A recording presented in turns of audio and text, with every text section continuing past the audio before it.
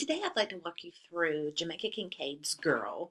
Um, at this point, you should have already read the story and completed your discussion board post. And we are going to walk kind of line by line through this story because it's so short. And then we'll address the four questions if there's anything that I didn't really get to as I'm talking through the story. So I'm going to pull up a PDF version of the story so that we can all see it together.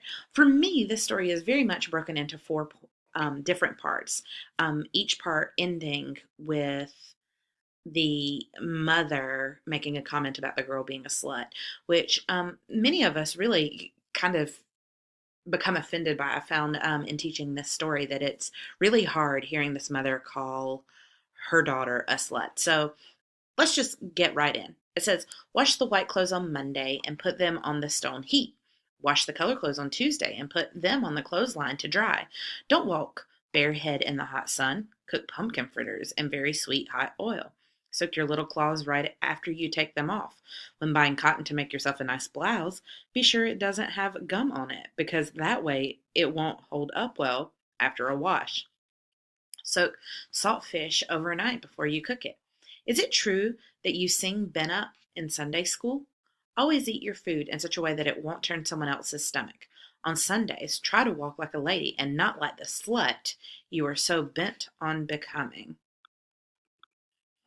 Okay, so here, where she's talking about her daughter being a slut, everything that leads up to that really comes into basic life rules.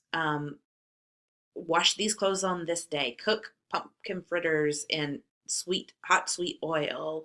Um, use this kind of fabric to make your blouse. All of these kind of practical things. We do see the mother ask a question. Is it true that you sing Bena in Sunday school?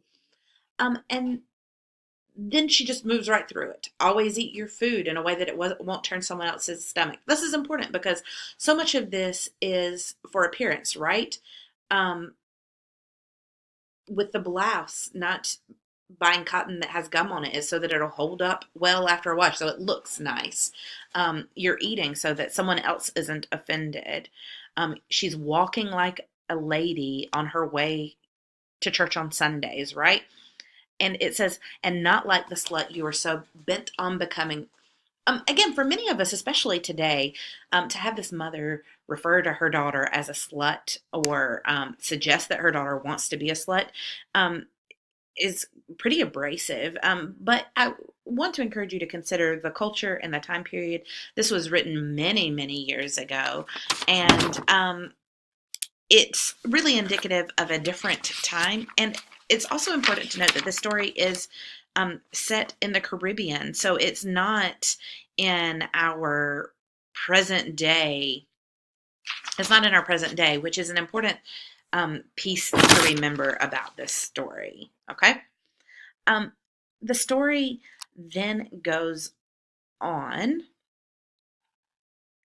I've lost my place. I'm sorry. Okay, it says, don't sing Bennett in Sunday school. You mustn't speak to wharf rat boys. Wharf rat boys, a wharf is kind of like a dock, if you will, a place where boats come in and out. A wharf rat would be a boy who hangs out by the wharf. That word rat should tell us that it's not someone that's respectable.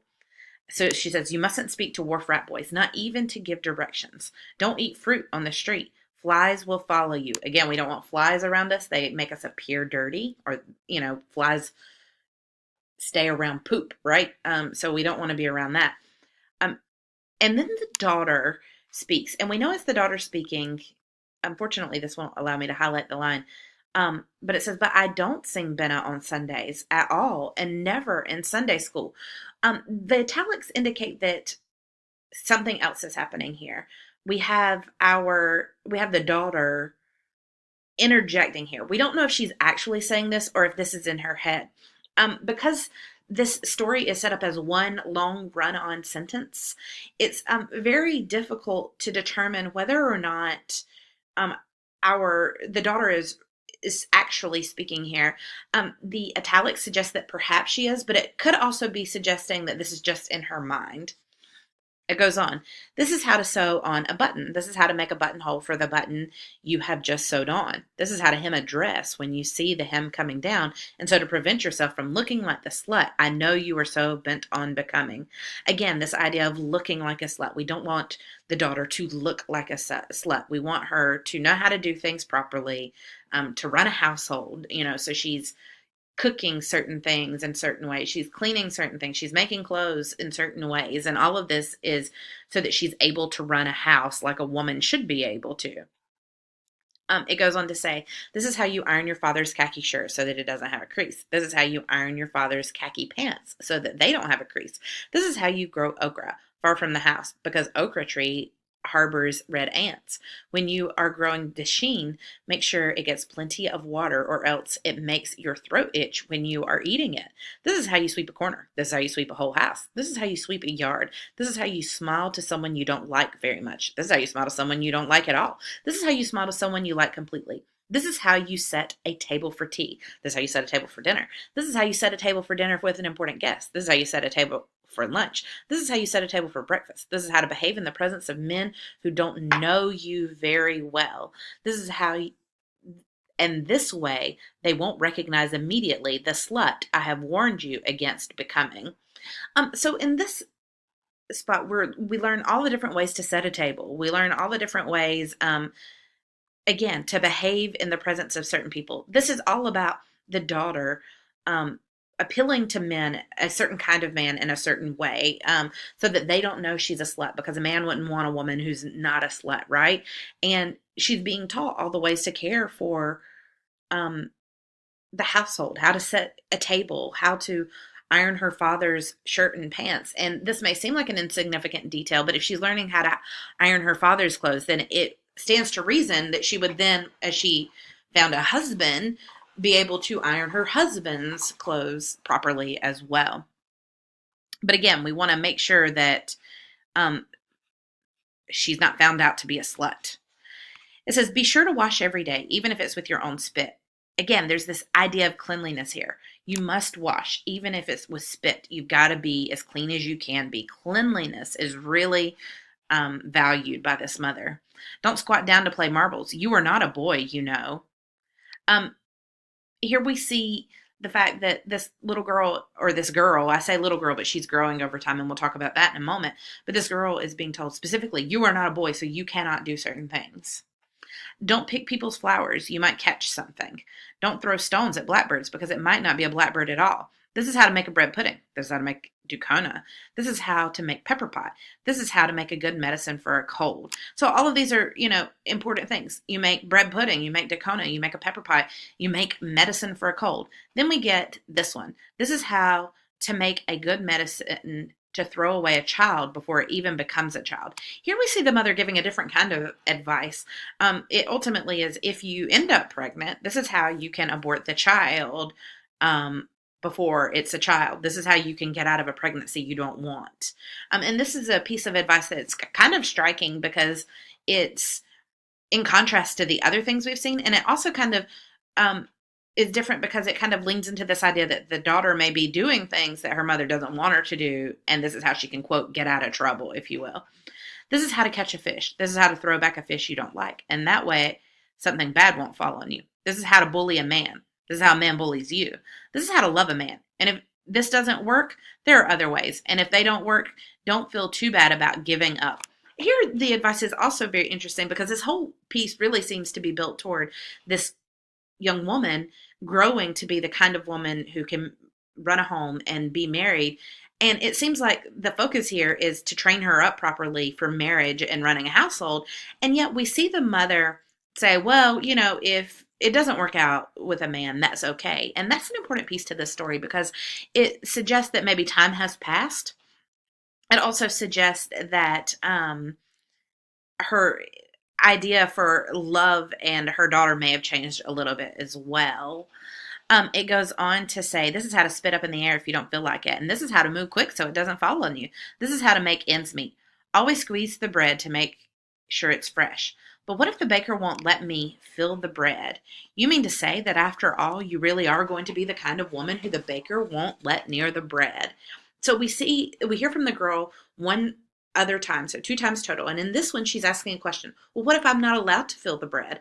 And the mother does something here that we don't see her do throughout the story otherwise, which is respond in a question. She's not taking a directive. She's basically throwing her hands up in the air and says, what do you mean that you're not going to be able to touch the bread? Are you going to be that kind of person? And this seems like a really strange way to end the story, but there's a lot that's provided in this ending with this question, because the question ultimately says, okay, so you are going to be a slut. Ultimately, you're telling me if you're not the kind of woman who is going to be able to touch the bread, then you have a bad reputation. You're considered dirty because dirty people aren't allowed to touch the clean bread that people are going to eat. So you are going to have a reputation of being a slut. That is basically what the mother is saying in this last question. It's, again, kind of this throwing her hands up in the air. Let's move over to the questions for this. The first one says, identify the tone of the mom and the girl. What do these tones suggest about the motivations of these two characters in their relationship? First, the mother's tone is a touch demeaning. It's certainly demanding and aggressive.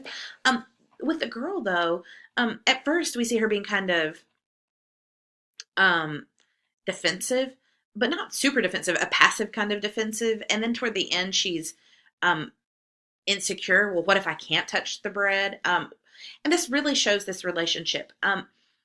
This story is titled Girl, which is interesting because it places emphasis on the girl. If it were titled Mother, we would really be focused on who the mother is. But because it's titled Girl, we understand that we should be looking at this story from the girl's perspective. It's likely the girl who is telling us the story because it's like this is running on in her head. It's almost like a chant. When you listen to me read through this, I hope you kind of heard it for what it is, which is it's just running through. It's like this is on repeat in someone's head. So it's like this girl is now an adult who's looking back on her mother, and all she has is this list of commands, and oh, my mom thinks I'm a slut. Which brings us to number 2. Who's telling the story? It's not 100% clear who's telling the story, but it is believed that this is the girl, in fact, telling the story, because we hear her responding, whether it's in her head or actually responding. And again, the story is titled Girl. This leads us to believe that it's her perspective that we need to understand. And the order of the clues allow us to understand this, because the order of the clues are really important for a couple of reasons. First, or the order of the commands clue us into a couple of things. The first is that it shows us that there's some passage in time. It goes from wharf rat boys walking to church, singing Benna, to learning how to sit at a table or sit in a man's presence so that you don't become a slut, to finally toward the end we're being taught how to get rid of a baby. So it goes from, okay, this is when you do this chore of washing clothes, to, oh, and if you were to get pregnant by mistake, here's how you can abort that child, which shows us a little bit of a passage of time. Toward the end, it says, the mother says, oh, you're going to be the kind of woman who the baker won't let near the bread. She goes from being girl to woman here. So the order of the commands show us a lot. First, it shows us that the girl is growing, that this is not, the mother didn't sit this girl down in one day and say, yep, here's what you need to know. That this is something that is presented over time. And it also suggests that sometimes we as parents go and we tell our kids, do this, do that, do this, don't do that, do this, go there, look this way, act this way. And that sometimes that's not really sinking in an appropriate way to our children, because this relationship between this mother and daughter certainly seems as though it's strained, as just because this young girl doesn't really have a voice. Throughout the story, the reader is presented with a list of commands from the mother, but she's posing a question at the end. I've already gone over this, so I don't really want to spend much time on this other than to say her asking the questions, kind of like her throwing her hands up in the air. Oh, you are going to be a slut. And then ultimately the message that's presented through the directives about appearance, cleanliness, and reputation suggests that is what is most important in this culture, to appear clean, to have a spotless reputation. It doesn't mean that you necessarily have to be that person. You just have to be able to cover up whatever person you really are. If you have questions or need help with this, please feel free to email or call me. Thanks a lot.